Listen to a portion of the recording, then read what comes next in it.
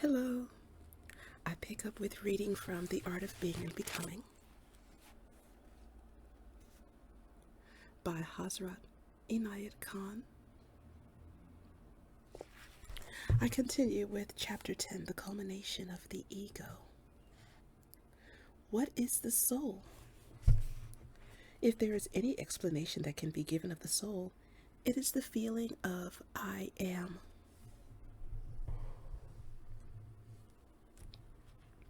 The feeling of one's existence. This is the soul, that part of one's being which feels that one exists. And what is the ego? Ego is what is gathered around the soul, and that is the knowledge of oneself. When a person says or feels, I exist, that is the feeling of the soul. But he goes further and says, I exist as what? I exist as a physical body, as hands, as feet, as a head, as a tall person, as a short person, as a thin person, as a stout person. It is that feeling of being a tangible and visible being. It is that knowledge surrounding the soul that makes the ego, the nafs. There are many friends in this world and there are many enemies, but the best friend, and at the same time the worst enemy, is our own ego. It is our best friend when it becomes a friend. But first of all, it is the worst enemy. Every offense a person takes at something, every insult that a person feels, every impulse to do something, it all comes from the nafs.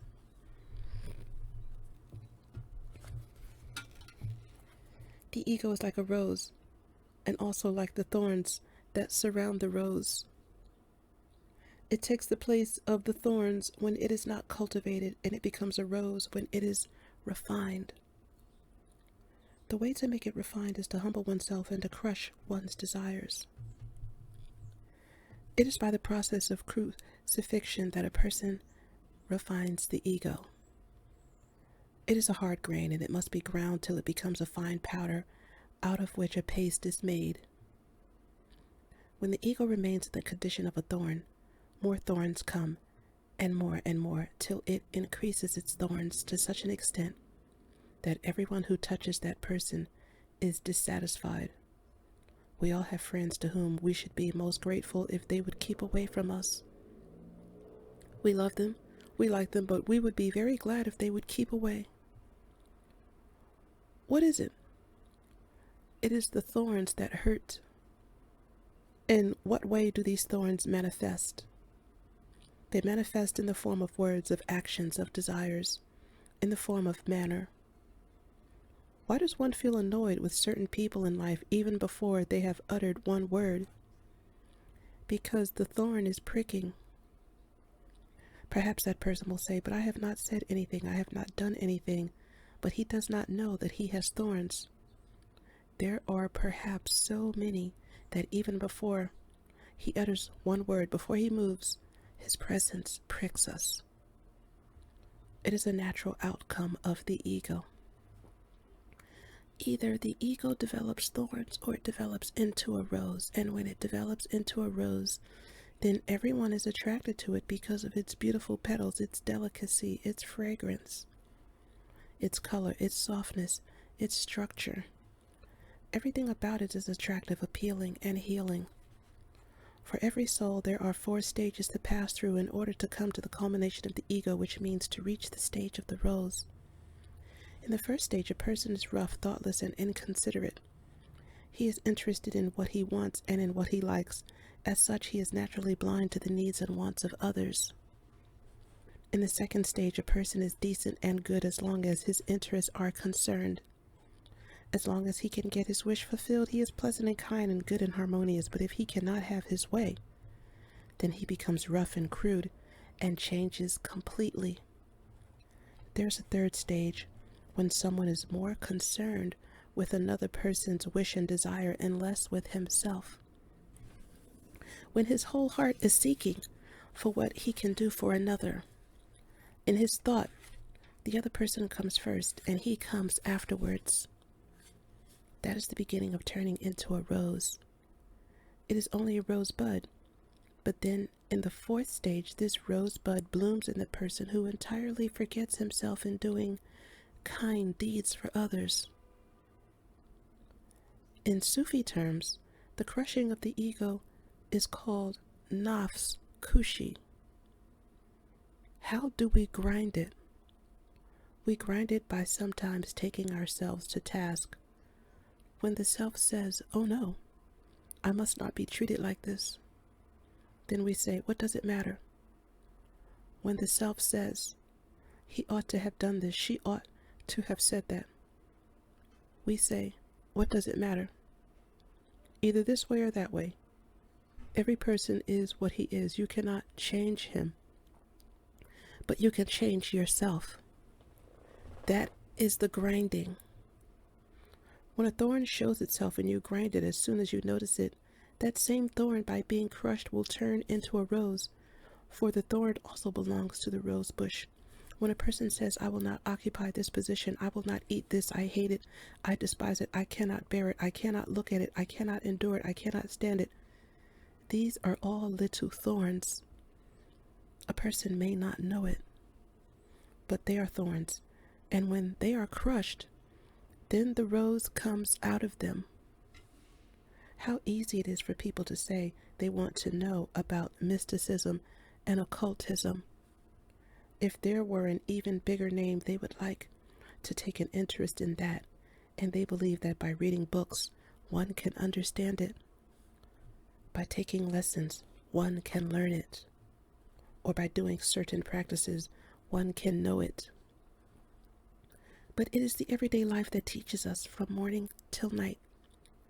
Every moment of the day and night, we are up against something that our nafs rebel against. And if we took that opportunity to crush it, to put it down, in some years' time, our personality would become a rose. Is it then always wrong to be what is called an egoist? There are many kinds of egoists. There are good points and there are bad points in an egotistic person. The egoist is selfish, and selfish people can produce cruelty and dishonesty. But there is another side to it, and that is pride and independence and indifference, which give him contentment. Besides, when the real egoist, whose ego stands before him like a statue of rock, watches the ego, then after some time that ego becomes a living being. It comes to life and becomes the very being that one is seeking. Therefore, the right egoist is right and the wrong egoist is wrong. For whom shall we build a thorn of soft cushions? For our own vanity's sake, thinking that we are better than others? No, for the pleasure of others and not for our vanity. As soon as the question arises, am I not better than others? Am I not more spiritual or wiser than others? Then there is I. That is wrong. What does it matter that we are what we are, as long as we are able to give pleasure to others, to make life easy for others? For this is the world of woes. There is no end to our troubles. From the king to the pauper, from the richest to the poorest, there are endless troubles hanging over the head of every individual. If we can be of some little use to anybody, we can more easily learn what mysticism is, for the only real mysticism is when a person realizes that he pleases God by pleasing mankind. It is only in this way that we can crush our ego. Every time that we notice its pinprick, every time that its thorns appear before our eyes, we should crush it and say, "What are you? Are you not thorns? Are you not the cause of unhappiness for others and myself as well? I do not want to see my own being in such a form, in the form of thorns. I want my being to be turned into a rose, that I may bring happiness, pleasure, and comfort to others." If there is anything needed in spiritual teaching, in seeking truth and self-realization, it is the refinement of the ego. For the same ego that begins by being our worst enemy will, in the end, if developed and cultivated and refined, become our best friend. Know thyself, and thou wilt know God, said the great Sufi philosopher Ali. To know the self is the most difficult thing in the world, because what man can perceive first is only a part of the self, a limited part. When man asks himself, what is it in me that is I? He finds his body and his mind, and in both he finds himself limited and apart from others. It is this conception of his being that makes man realize himself as an individual. If a man dived deep enough within himself, he would reach a point of his ego where it lives an unlimited life. It is that realization that brings man to the real understanding of life. And as long as he has not realized his unlimited ego, he lives a life of limitation. When a person in this illusion says I in reality, it is a false claim.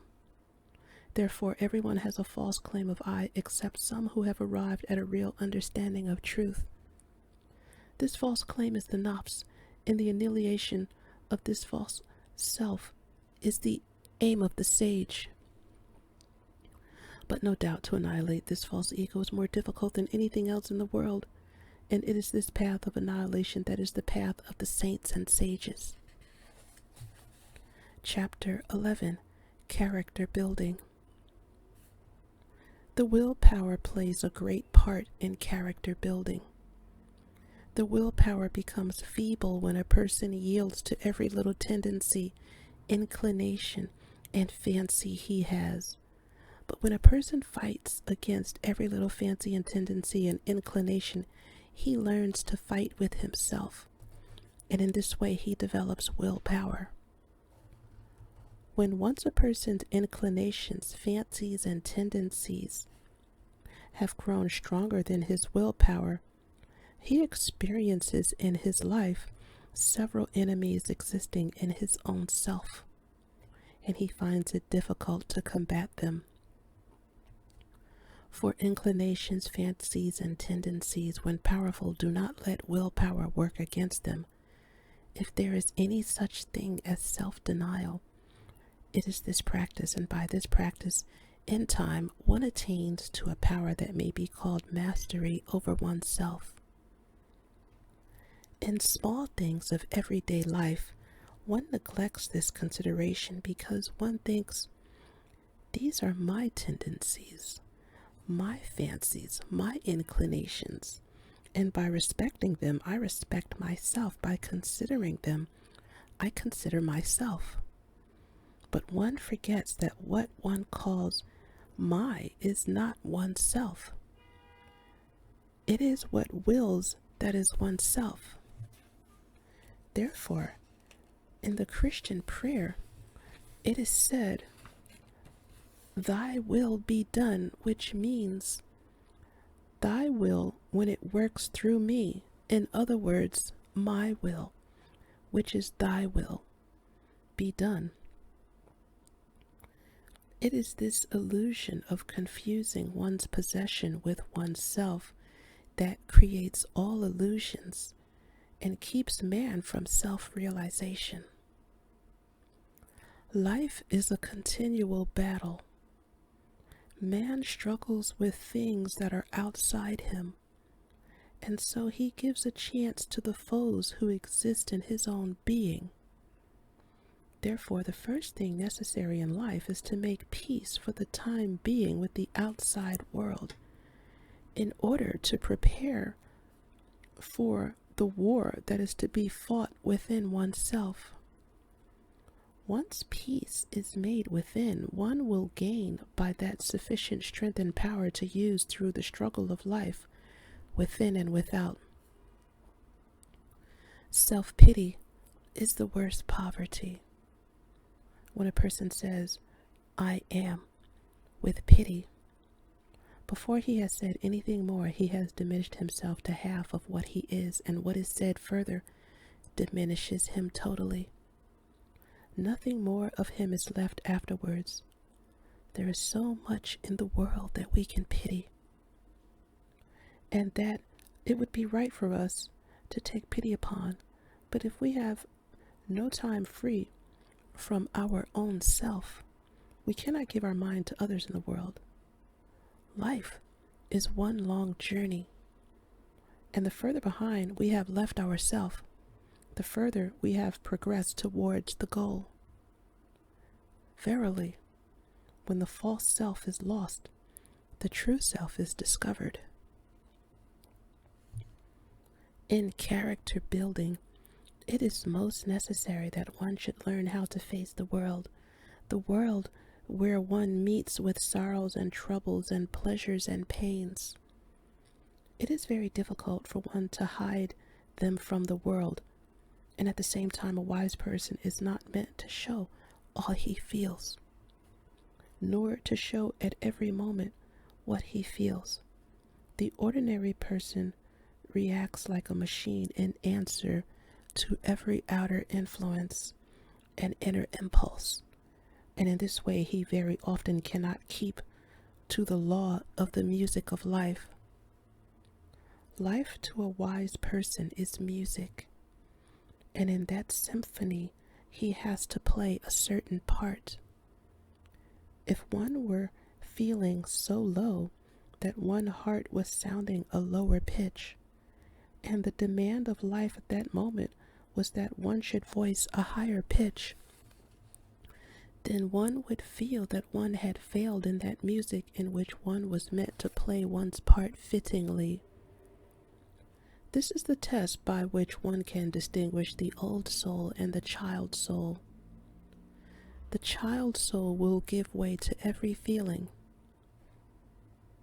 The old soul will strike the higher note in spite of every difficulty. There are moments when laughter must be kept back, and there are times when tears must be withheld. Those who have arrived at the stage where they can act efficiently the part that they are meant to act in this life's drama even have power over the expression of their face. They can even turn their tears into smiles, or their smiles into tears. One may ask, is it not hypocrisy not to be natural? But he who has control over his nature is the more natural. Not only is he natural, he is the master of nature. While the one who lacks power over nature in spite of his naturalness is weak. Also, it must be understood that real civilization means the art of life. What is that art? It is knowing the music of life. Once a soul has awakened to the continual music of life, that soul will consider it as his responsibility, as his duty, to play his part in outer life, even if it be contrary to his inner condition for the moment. One must know at every moment in one's daily life what life demands of one, what it asks of one, and how one shall answer the demands of one's life. This requires one to be awakened fully to life's conditions. One must have insight into human nature, and one must be able to know one's own condition fully. If one says, I am as I am, if I am sad, I am sad, if I am glad, I am glad, that will not do. Even the earth will not bear the person who will not answer life's demands. I'm going to read that again. Even the earth will not bear the person who will not answer life's demands. The sky will not tolerate that person, and the sphere will not accommodate him who is not ready to give what life demands of him. If this is true, then it is best when duty is easily done and willingly done. In the orchestra, there is a conductor, and there are many who play music. And every player of an instrument has to fulfill his part in the performance. If he does not do it right, it is his fault. The conductor will not listen if he says he did not do it properly because he was sad or because he was too glad. I'm going to stop it here. Thank you for listening. Please like and subscribe. Catch me in the next video. And may you find lasting happiness.